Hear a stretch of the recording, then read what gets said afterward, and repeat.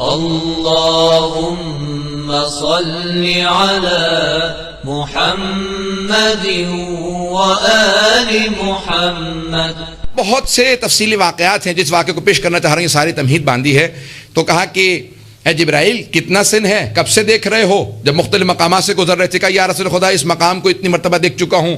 ایک مقام پہ پیغمبر کا رک جاؤ، یہ ایک اور فرشتہ ہے، میں اس سے بات کرنا چاہتا ہوں. کہا یا رسول خدا یہ ایک فرشتہ ہے، کہ ایک مخلوق ایسا فرشتہ تھا کہ اس کے کئی ہاتھ تھے. آگے بڑھے، کہا کیا کام کرتے ہو؟ کہا یا رسول خدا اللہ نے مجھے 1000 ہاتھ دیے ہیں. پیغمبر اسلام نے بیان کیا نا صحابہ سے، کہا کہ فرشتہ دیکھا تھا اس کے 1000 ہاتھ تھے. اب سوچئے گا مت،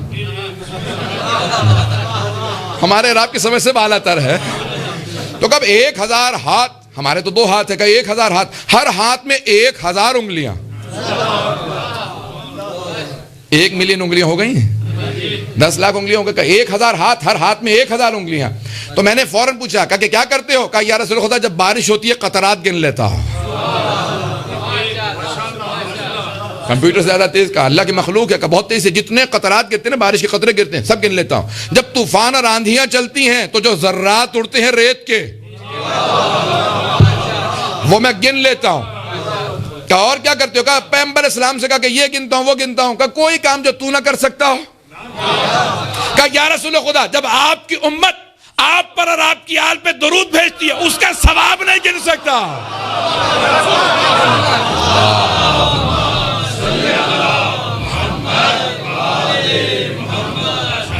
توجہ ہے نا عزیزان گرامی؟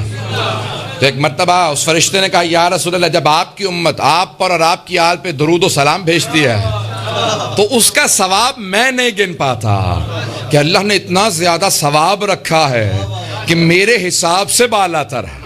پتہ نہیں توجہ ہے یا نہیں ہے. اب سوچئے کہ جناب ختنی مرتبت کا مقام کیا ہے، کہ اللہ نے ان پہ درود کا ثواب کیا رکھا ہے.